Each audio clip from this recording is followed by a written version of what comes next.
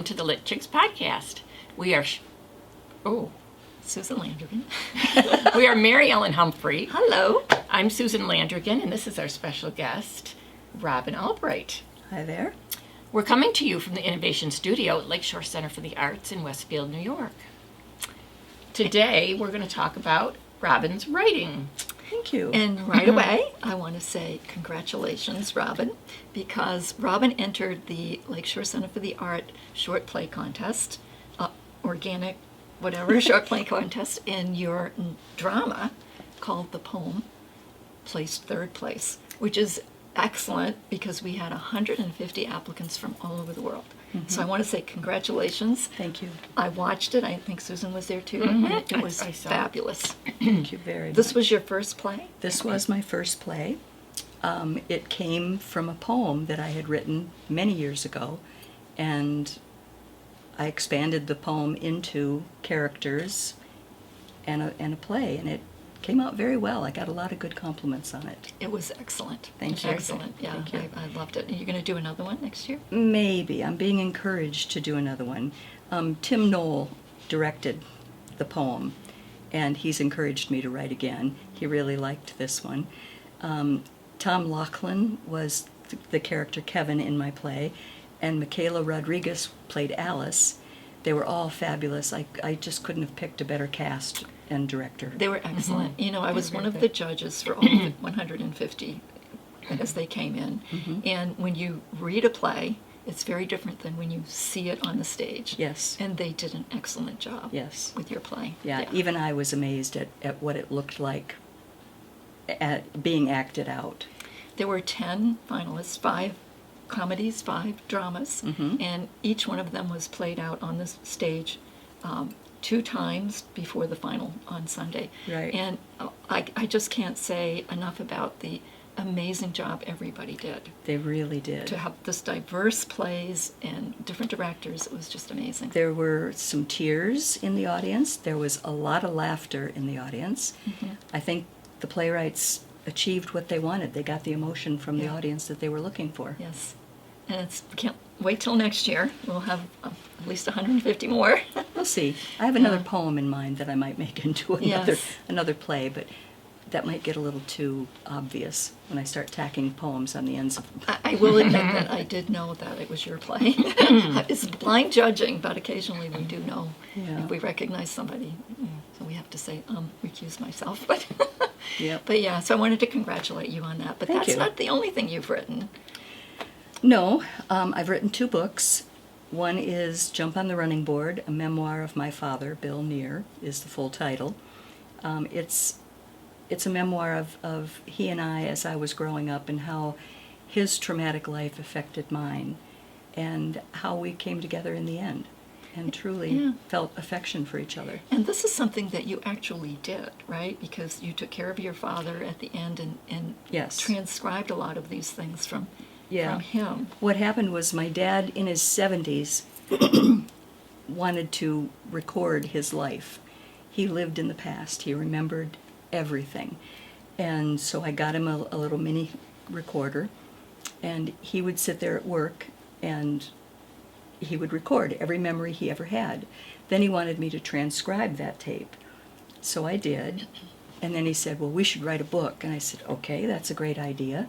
So I started writing from his tapes at his house, and I'd get to a point and I'd ask him a question about something, and he would go off on 6 different tangents.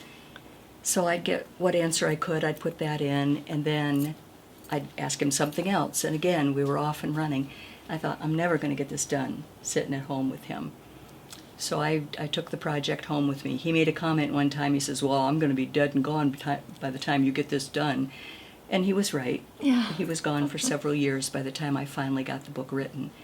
I think he would be very proud of it. Oh, yes. He was Yeah. not into exaggeration or hyperbole of any kind. The facts, ma'am, nothing but the facts. But yet there's a wonderful story there, a father and daughter. It's a love story. Yeah.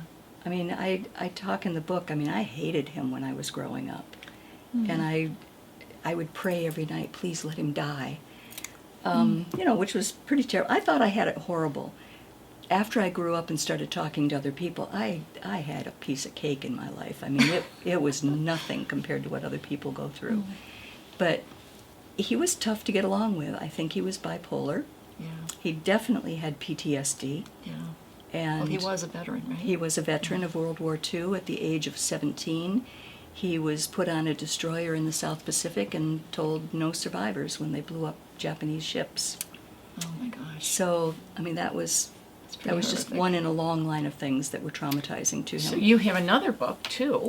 I have another book. It's a book of poetry in collaboration with Mary Ellen and my brother David Hawker. It's our musings and poetry and artwork. artwork. That's right, I'd forgotten that. Yeah. David did a lot of the artwork. Some of the photography is mine, some is yours. So it's a collaboration of art and, It was a fun project. and word. Yeah. Yeah.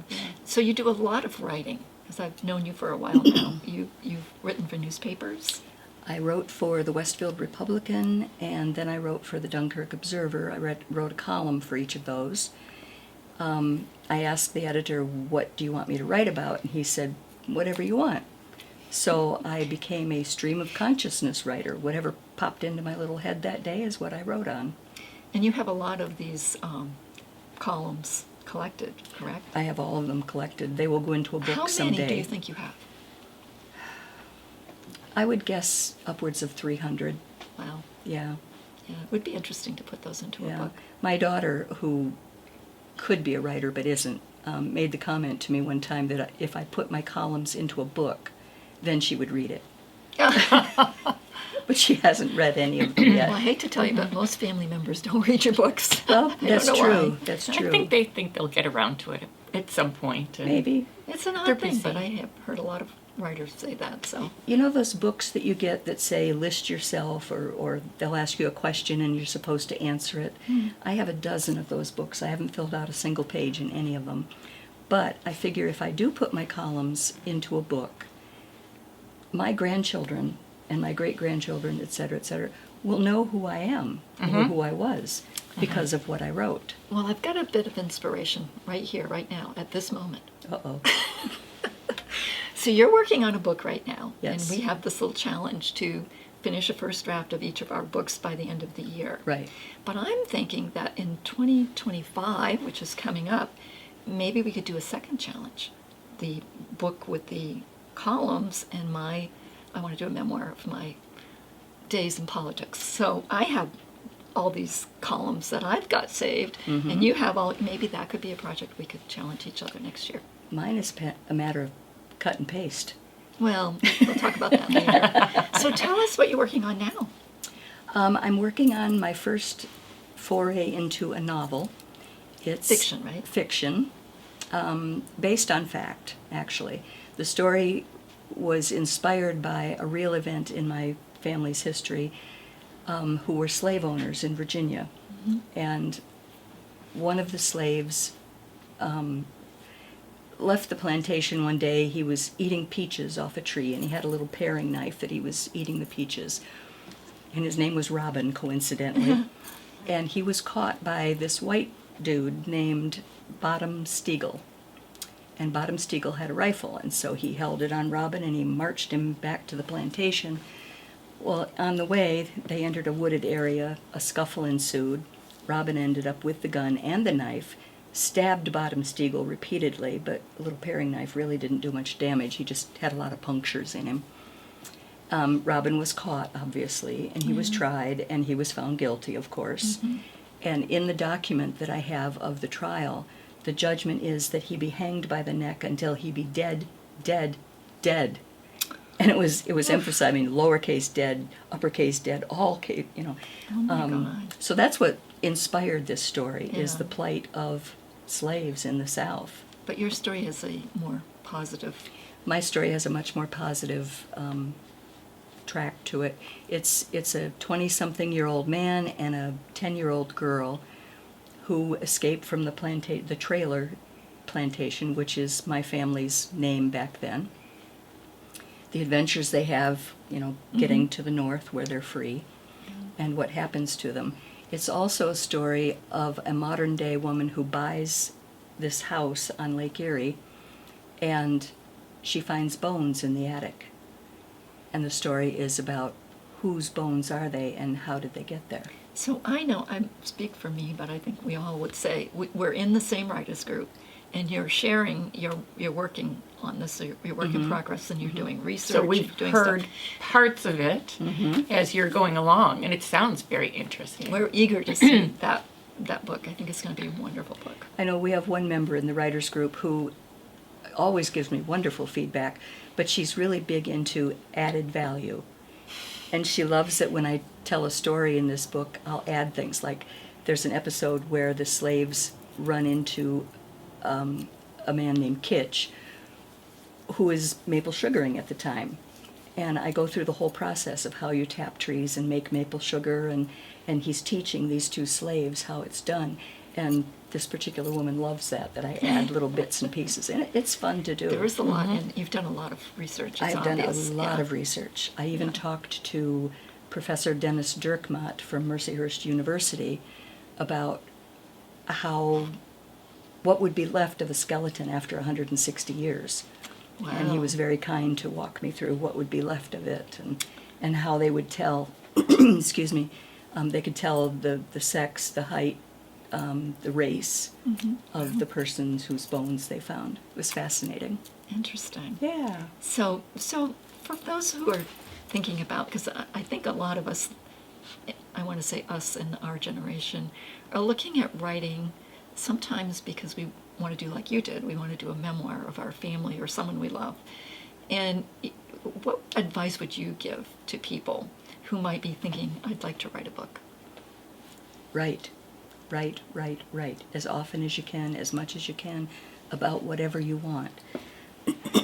Write something, put it away for 2 weeks, and then bring it back out and take a look at it. How do you deal with self-doubt, or do you have self-doubt? Maybe you don't, but Oh, I have massive self-doubt. yeah, I think as writers we do. It's like, oh, I can't show anybody this. This is terrible. Yeah, no, what goes through my head every time I get a compliment is, what do they want? What's Did they really ulterior- mean that? Yeah, did they really mean it? Do they have an ulterior motive? I still do that, but not nearly as much as I used to. Well, I think we've discovered a writing community that is truly supportive. Yes. Like, we want you to write this book and to succeed with it. And it's very Yeah. obvious in that Yeah. group that we are Yeah. very supportive of each other. Right. And it's a marvelous group. I get wonderful feedback, and ideas from them too on different things we could do.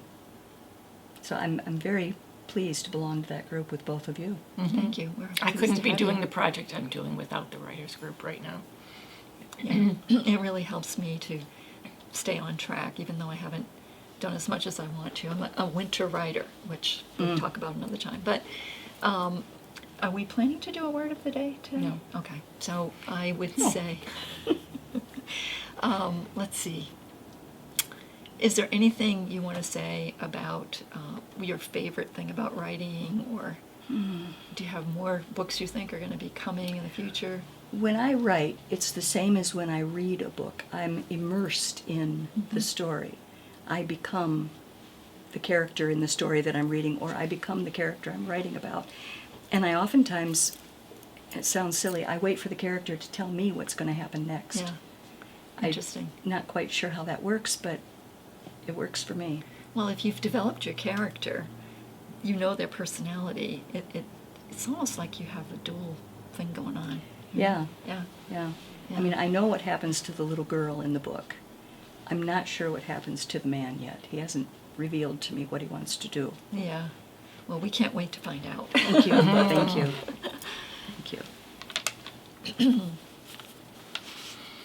And I think we've had a very good conversation yes. with our special guest, Robyn Thank you. Albright. I'm glad to have been here. And we'll look forward to seeing you later this week. Thank you. and everybody, if they can, you can, or if you want to, you can watch the play on the Lakeshore Center for the Arts website. .org, I think it is. Whatever it is. Let me see if it's on here. I'll get it. Okay. Tune in because they're really worth seeing. They are. Yeah. It'll appear on the screen below you. Well, thank you for spending time with us today. We value your feedback, and we'll see you next week. Have a good week. Bye.